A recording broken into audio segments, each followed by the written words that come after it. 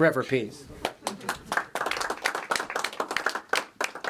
First, before I begin, I just want to say thank you to everyone involved. It was a pleasure to write the essay, and I'm very pleased. Anyways, imagine a classroom where a group of 5-year-olds are sitting on a colorful rug, tablets in their small hands. The students are practicing their handwriting as a young teacher walks among them, checking their progress. Remember, students, draw what you feel the words should be, the teacher announces, her voice peppy as the children write their letters. Or it appeared they were writing their letters. But there is no correct way to form letters. How could there be, when the letters are determined by what you feel is right? Now, fast forward several years when those 5-year-olds are in high school. A different teacher is grading their research papers. He writes a large A on every paper.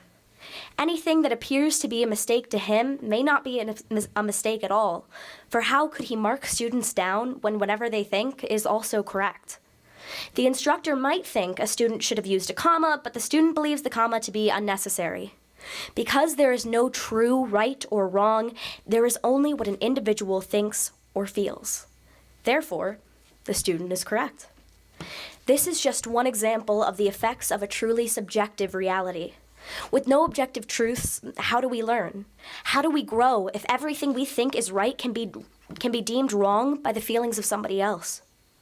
All arguments end in uncertainty when we choose to accept the fact that there is no agreed-upon truth. School systems that adopt this approach do not truly teach, but rather encourage students to opine on matters they know little or nothing about. A world of indecisiveness and nihilism results if we reject objective truth and instead debunk the received wisdom of our heritage. The only way to avoid this future is by teaching the next generation to think and ponder the permanent things, rather than continually debunk and destroy. We must learn to question what is contrary to our nature, not that which is known to be true. In his classic polemic, The Abolition of Man, C.S. Lewis argues for this point exactly. Lewis begins his argument for objective truth by introducing the reader to a grammar book for young students that he refers to as the Green Book. He kindly changes the title to maintain the anonymity of the authors. Although this is a textbook, Lewis criticizes the authors for inserting their own personal philosophies and ideologies into a book that, as a grammar text for impressionable students, should remain focused on teaching grammar, not peddling third-rate philosophy on unsuspecting children. Lewis believes that instructors should teach their students the truths of their discipline, not their own unrelated opinions, no matter how enlightened they may be. His worry is that although these students will be taught to use their intellects, they will not have access to the objective truth needed to make the right decisions. Lewis fears that by being muddled in the subjectivism taught by the authors of the Green Book, students like myself will emerge from their studies sure of their opinions, yet ignorant of the transcendent truth. A sample of the effect of subjectivism, according to Lewis, is the case of Coleridge's Waterfall, a noted dispute in literary circles. One observer of the famous waterfall claims that the water is pretty, while another maintains it is sublime. Which person is correct? The authors of the Green Book would say neither, for these words are not describing the waterfall, but the observer's feelings about it. Exploring this idea further, one finds that if we think something is virtuous, another might find it vicious, and neither of us should be considered correct or incorrect. This relativistic philosophy disproves the need for literary advance or even the need for different words at all. We have 171,476 words in the English language, and this one ideology destroys the need for most of them. If there is no difference between pretty and sublime, why do we need either? We do not. This is only one of the very problematic relativistic teachings of the Green Book that bothers Lewis so much. If C.S. Lewis were alive to see the St. Michael Academy difference, I think he would smile, maybe a tear or two appearing in his eyes.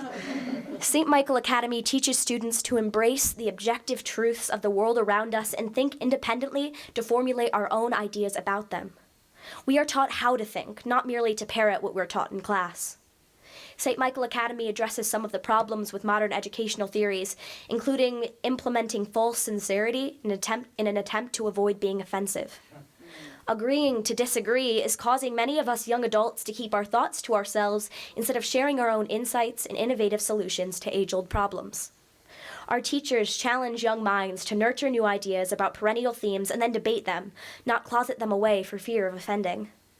St. Michael Academy teaches students to stay true to our core beliefs and follow our own well-developed moral compass, even if doing so is the unpopular thing to do. And these ideas usually are unpopular.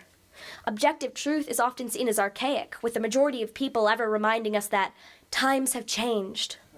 Virtues and moral value have not changed, for the good withstands the test of time.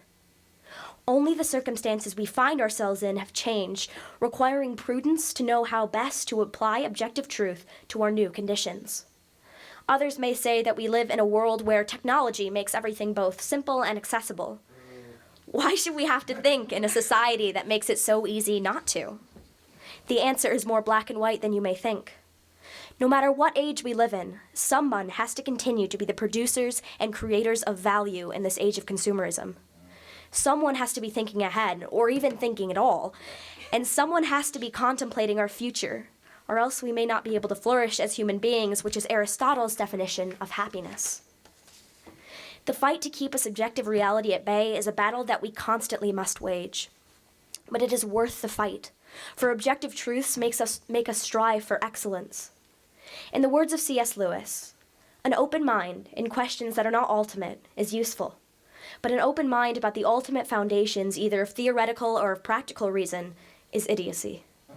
So let us accept truth as truth, and, in matters of importance, avoid the subjective. Thank you.